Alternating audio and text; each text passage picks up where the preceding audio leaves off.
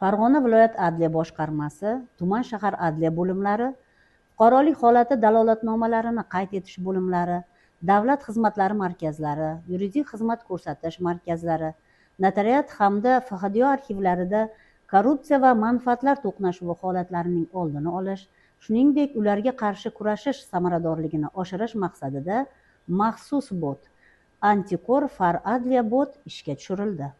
Mazkur bot orqali korrupsiya va manfaatlar to'qnashuvi bilan bog'liq holatlar yuzasidan xabar berish, noqonuniy xatti-harakatlar bo'yicha murojaat yo'llash imkoniyati mavjud.